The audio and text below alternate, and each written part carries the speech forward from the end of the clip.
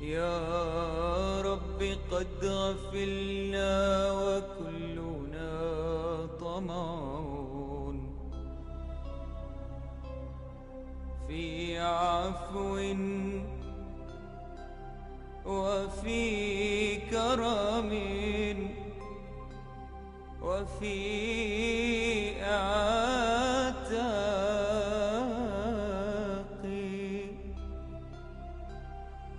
وجنة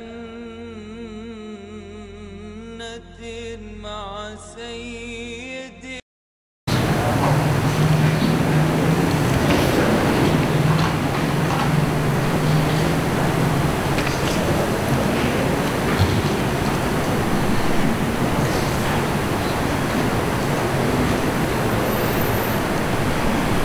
Bismillahirrahmanirrahim. Assalamualaikum warahmatullahi taala wabarakatuh. Muka surat 269.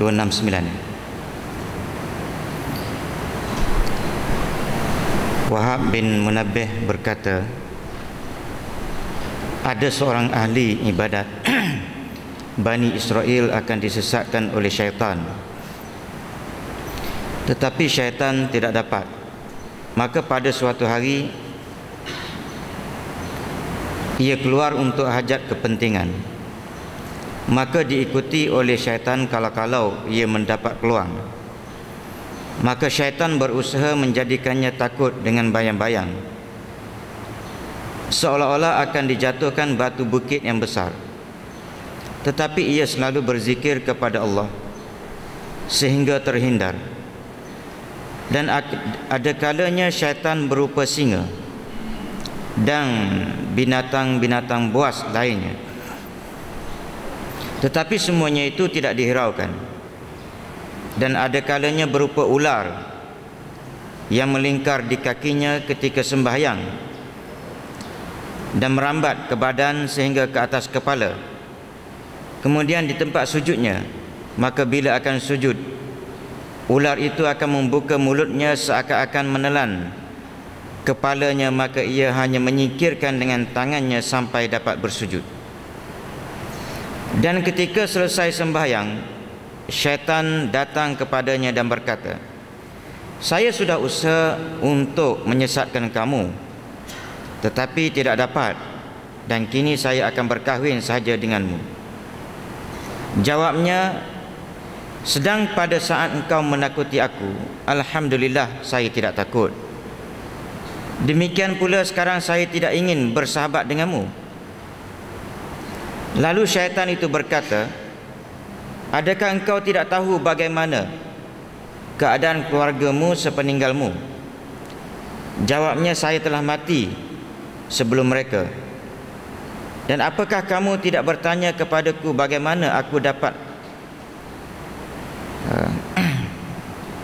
Lalu apakah kamu tidak bertanya kepadaku bagaimana aku dapat menyesatkan anak Adam? Ini cerita satu orang yang kuat ibadat kepada Allah lah, ya. Syaitan duk fikir macam mana nak goda dia, ya. Goda macam mana sekalipun tak dapat, ya. Jadi ular ke ataupun ialah macam mana sekalipun tak dapatlah, sebab hebat ibadat dia tu, ya. Maka akhir sekali satu offer daripada, satu tawaran daripada syaitan. Syaitan ni kira-kira kalah lah, dengan ahli ibadat ini, ya. Itu dia punya ringkas cerita lah. Jadi lalu apakah kamu tidak bertanya kepadaku bagaimana aku dapat menyesatkan anak Adam?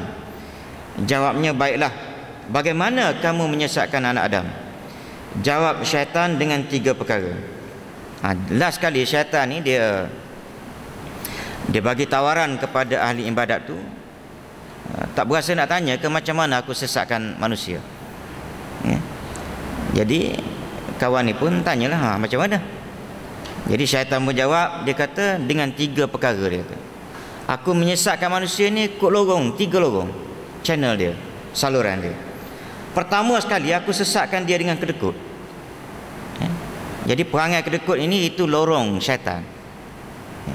Sebab kedekut ni tuan-tuan, bukan dia satu satu sifat yang tercela saja. Hasil daripada kedekut tu dia efek pada masyarakat. Dia kena fikir lagu tu. Ya. Pertama dicelanya perbuatan kedekut tu. Ya. Aku bagi rezeki pada engkau, engkau kedekut. Kan? Macam mana pun Allah Ta'ala kata aku suka kepada orang yang askhia, yang pemurah. Dan lebih aku suka kepada orang yang fakir tetapi pemurah. Pemurah cara fakir lah, cara miskin. Jadi maknanya Allah Ta'ala suka kepada sifat pemurah. Maknanya di sini Allah Ta'ala benci kepada orang yang kedekut. Ya. Walaupun dia kaya. Orang kedekut kalau dia fakir miskin munasabah. Ya. Tapi kalau dia kaya dengan allowance-nya, dengan gajinya, dengan rezeki Tuhan bagi menerusi orang panggil bidang korporat dia ke, tapi dia kedekut. Ya. Lagi Tuhan menyampah. Sepatutnya dia lagi ringan tangan dia. Ya. Baik. Jadi bila orang tu kedekut, efek dia, kesan dia pada masyarakat ialah timbulnya di sana masyarakat yang mencuri. Ya. Sebab kenapa suruh jadi dermawan? Sebab di sana ada orang yang perlu. Tuhan takdirkan dia jadi miskin. Ya. Jadi anak yatim. Bukan dia minta. Boleh jadi dia lebih hebat daripada kita sembahyang hajat setiap malam. Nak suruh jadi ada duit sikit lah. Tak boleh jadi kaya pun tak apa, jadi ada duit sikit. Kerja lepas sembahyang hajat malam, bangun pagi besok kerja. Kerja lebih teruk pada kita. Kita ni kadang-kadang hello gitu dapat 1 juta. Kan? Dapat 100,000 hari ni. Dia ni kerja. Sembahyang hajat lagi. Kita tak sembahyang hajat pun. Sembahyang subuh gitu je. Tapi Tuhan dah takdirkan begitu pada dia. Dan dia redha. Tolong pandang orang-orang yang seperti ini. Tetapi kalau kita tak pandang kepada mereka, maka tuan-tuan dia akan jadi orang-orang macam ni. Kalau dia timbul satu ketika dia jam dalam kehidupan dia, di situlah dia akan mencuri harta orang kaya. Itu dia punya kesan dia. Jadi sebab tu, jadi bila dah jadi fakir miskin, tak ada orang tolong, maka kadal fakru an yakuna kufran. Hampir-hampir kefakiran itu kepada kekufuran. Sesat. Ini yang iblis tu kata, lorong yang aku sesatkan manusia kut bakhil. Ya. Kerana bakhil itu menyebabkan orang jadi kufur. Nombor 2, marah. Nak marah ni menyebabkan kita, orang itu akan jadi over. Ya. Nak marah pada orang, kepada anak, kepada bini ke, kepada orang orang bawah dia ke. Jadi disebabkan marah tu dia jadi orang panggil hilang ingatan. Termasuk kadang-kadang kalau dalam bab suami isteri sampai peringkat menceraikan, dan ini kes yang terlalu banyak. Mikrofon ni dia kalau slow dia sakit dada. Baik. Yang ketiga, mabuk. Ini pun kita dah tahulah. Sebab manusia jika bakhil, kami banyakkan kepadanya harta yang sangat sedikit. Kami banyakkan kepadanya harta yang sangat sedikit, sehingga ia sayang mengeluarkannya untuk kebajikan ataupun kewajipan. Jadi bila bakhil ni, dia berasa apa dia? Maksud dia sini, harta banyak pun dia nampak sikit. Bakhil, kedekut. Kedekut ni sebab dia berasa kalau aku bagi ni habis duit aku, padahal banyak. Ya. Itu dia perangai kedekut. Dan bila ia pemarah, maka kami permainkan ia bagaikan budak kecil mempermainkan bola, meskipun ia dapat menghidupkan orang mati dengan doanya. Maknanya kalau orang tu hebat sekalipun, kan, maknanya kalau sekiranya dia tak dapat kawal marah, maka syaitan akan main-mainkan kepala dia, seolah begitulah. Kami tetap tidak patah harapan untuk dapat menyesatkan, sebab ia membangun dan kami yang merobohkan dengan satu kalimat saja. Demikian pula jika seorang telah mabuk, maka kami tuntun dengan mudah kepada segala kejahatan sebagaimana kambing dituntun sesuka hati. Di sini syaitan telah menyatakan bahawa orang yang marah jatuh ke tangan syaitan bagaikan bola di tangan budak-budak. Kerana itu seorang harus sabar supaya tidak jatuh dalam tawanan syaitan dan tidak sampai gugur dalam perbuatannya. Hari ini cuti tak? Kita sambung lagi lah. Iblis datang kepada Nabi Musa alaihissalam dan berkata, engkaulah yang dipilih Allah untuk risalah, dan langsung berkata-kata kepadamu, sedang aku seorang makhluk biasa. Nah, iblis kan pandai dia jack. Dia banyak lorong cara iblis ni. Dia boleh jack orang. Dia kata engkau, dia kata untungnya engkau ni Tuhan pilih. Lepas tu boleh bercakap dengan Allah Ta'ala direct. Musa kalimullah. Kalimullah ni maknanya boleh bercakap direct. Khalilullah Ibrahim. Ibrahim Khalilullah, kekasih Allah. Musa kalimullah. Isa Al-Masih. Al-Masih itu pasal apa? Masih ni dia masah, sapu. Ikut riwayat lah, betul tak antaranya. Nabi Isa ni pakaian dia tu dia melirik atas tanah. Jadi lekatlah nama Isa Al-Masih. Musa kalimullah. Bercakap dengan Allah Ta'ala direct. Ibrahim Khalilullah, kekasih Allah. Pasal apa kekasih Allah? Ada riwayat menyatakan sebab antaranya dia suka bagi makan orang tiap hari. Lepas ni dah tak ada ke mana tu, kalau boleh ajak saya pergi makan, teh tarik mamak ke, kena belanja, ajak kawan-kawan. Itu dia cara dia, belanja orang tiap hari. Itu perangai yang menyebabkan Allah Ta'ala suka.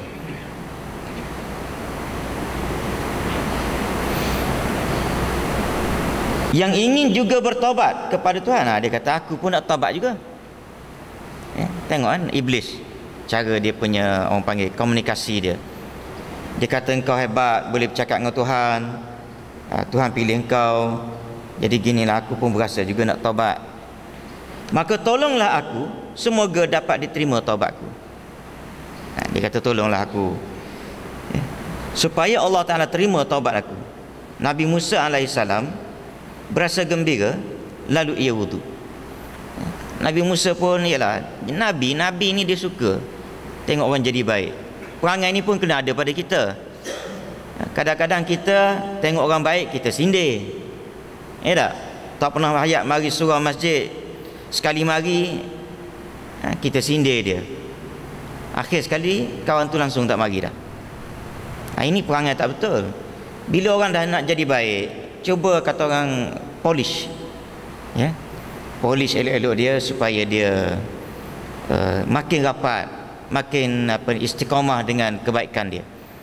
Kita tak kadang-kadang sindir, patutlah nak hujan hari ni. Kawan tu terasa, peribahasa yang menyebabkan dia terasa, kan? Pasal apa? Dia baru first time dia datang kena dah ayat tu. Baik. Nabi Musa ni bila dengar iblis nak taubat, suka dia. Dan berasa gembira, lalu dia wudu. Nabi Musa tu berwudu dan sembahyang. Kemudian dia berdoa, ya Tuhan, iblis seorang makhlukmu, ia nak taubat, maka terimalah taubatnya. Dan iblis minta kepada Nabi Musa, tolonglah, dia kata, cakap dengan Tuhan dan engkau boleh bercakap, Jadi engkau minta doa ke nak bercakap direct ke terpulang pada engkau lah. Yang penting beritahu Tuhan, aku nak taubat. Musa punya suka, maka dia pun berdoa, Tuhan terimalah taubat iblis ni. Maka diturunkan wahyu kepada Nabi Musa. Allah Ta'ala pun nak puas hati Nabi Musa.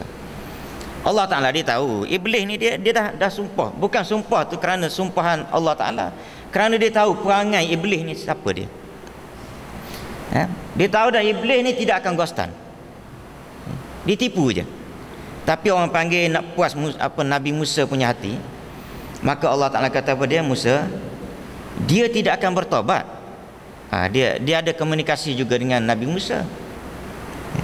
Jawab Musa, aku telah menerima permintaan maka diturunkan wahyu kepada Nabi Musa, ya Musa, dia tidak akan bertobat. Jawab Musa, aku telah menerima permintaanmu Musa. Jawab ni Allah ni apa ni? Maka suruhlah ia sujud kepada kubur Nabi Adam, maka aku akan terima taubatnya. Cerita dia sebenarnya dia ada silap sikit. Maknanya bila Nabi Musa cakap begitu kepada Allah, Allah Ta'ala kata dah, dia kata dia tidak akan bertaubat. Nabi Musa ni dah digembira sangat, orang jadi baik, nak jadi baik. Dia kata dah, dia dah jumpa aku, dia nak taubat ni. Ginilah dia kata, dia ni dilaknat, disumpah kerana apa ni, disumpah akan kekal dalam neraka, sesat selama-lamanya kan. Pasal apa? Pasal aku suruh dia sujud pada Nabi Adam, dia tak sujud. Settle masalah tu, settle lah. Dah dia nak taubat sangat, gini, engkau suruh dia pergi sujud kepada kubur Nabi Adam alaihissalam. Settle masalah. Dan kau tak percaya, aku kata dia tidak akan bertaubat, engkau kata dia nak taubat. Nak meraihkan kegembiraan Nabi Musa itu, Allah Ta'ala kata tak apa. Kita cek apa ni, kita refer balik kepada kes kenapa dia disumpah oleh aku sesat sampai bila-bila dan kekal dalam neraka. Kesnya apa dia? Dia tak sujud kepada Nabi Adam alaihissalam. Aba wastakbara. Dia enggan dan dia takabur. Jadi kalau dia nak taubat, settle itulah, pergi sujud kepada Nabi Adam. Nabi Adam dah mati, pergi sujud kubur. Tak apa, aku izin. Walaupun Nabi Adam dah mati, aku izin. Ini permintaan aku kalau betul dia nak taubat. Maka Nabi Adam, Nabi Musa pun sukalah dia. Nabi Musa sangat gembira. Dah Tuhan bagi, terima taubat. Syaratnya kena counter balik hot case kenapa dia sesat dulu. Iaitu dia enggan sujud kepada Nabi Adam dan menyampaikan suara wahyu itu kepada iblis. Nabi Musa pun panggil iblis, kata mari sini. Okey, Tuhan terima taubat engkau. Cuma engkau kena settle sebab yang kau jadi sesat ni, yang Allah Ta'ala sumpah jadi sesat ni, ialah kerana engkau tak nak sujud pada Nabi Adam. Sekarang ni Allah Ta'ala kata dia terima dah, jadi engkau kena pergi sujud pada kubur Nabi Adam. Tiba-tiba marah, iblis marah, dan sombong, dan berkata, saya tidak sujud kepadanya masa dia hidup, bagaimana saya akan sujud lepas dia mati? Kan? Kalau masa dia hidup pun Tuhan suruh aku sujud, aku tak sujud, ni hak dia mati dah, nak suruh aku sujud? Dah. Maka confirm lah. Maka iblis pun berkata, hai Musa, kerana engkau dah tolong aku kepada Tuhan. Dia baik juga iblis ni, perangai baik dia tu ada. Maka kini engkau berhak mendapat hadiah daripada aku. Maka saya pesan kepadamu 3 macam. Saya pergi kepada terjemahan dia terus. Pertama, ingatlah kepada aku ketika marah. Sebab aku ni di dalam tubuh manusia mengikuti saluran darah. Bila nak marah tu ingat Allah Ta'ala, dia kata apa dia dalam yang sebelum ni, nak marah tu ingat kat aku. Pasal bila engkau ingat pada aku akan ingat pada engkau bila aku nak marah. Maknanya itu belah Tuhan kan, kena ingat pada aku bila engkau nak marah kat orang. Sebab bila engkau ingat pada aku, engkau tak jadi nak marah. Jadi aku pun macam tu juga. Bila engkau ingat pada aku, maka time aku nak marah pada engkau besok, maka aku ingat pada engkau. Pasal apa dia? Engkau pernah nak marah kat orang lain, tak jadi. Lepas tu pun dalam keadaan begitu tu engkau ingat lagi kat aku, jadi aku tidak akan marah. Syaitan pula dia kata apa dia? Tolong ingat kat aku bila nak marah. Pasal aku ni duduk dalam saluran darah. Kalau ingat pada aku bahawasanya aku duduk dalam saluran darah, maka engkau tak jadi nak marah kau kan. Itu maksud dia. Sebab kalau tak ingat kat aku, masa tu aku akan api-apikan, aku akan panaskan suhu badan kau, sehingga engkau terus memarahkan orang dan akhir sekali jadilah pergaduhan. Nombor 2, ingatlah kepada aku ketika menghadapi musuh dalam peperangan, sebab aku datang kepada anak Adam mengingatkan kepadanya keadaan isteri dan anak keluarganya dan hartanya sehingga ia lari ke belakang. Masa dalam peperangan tolong ingat aku. Sebab bila nak pergi perang, bila dalam peperangan, aku akan letakkan anak bini kau tu, harta kau duduk depan. Bila engkau teringat kepada harta engkau, anak bini kau, maka engkau akan kau stand balik, tak jadi perang. Nombor 3, awaslah jangan duduk sendirian dengan wanita yang bukan mahram, sebab aku sebagai utusannya kepadamu dan utusanmu kepadanya. Jangan duduk dua-duaan. Sebab dia kata, aku ni utusan. Maknanya apa dia? Aku ni akan bawa benda daripada engkau, daripada engkau kepada perempuan yang duduk sebelah engkau. Dua-duaan. Apa dia? Aku akan sampaikan pada dia keinginan kau pada dia, dan kepada dia pula aku sampaikan keinginan dia pada engkau. Jadi bila dua-dua keinginan ini duduk berlawan, akhir sekali di situlah engkau akan bertemu dan melakukan maksiat pada Allah. Wallahu a'lam.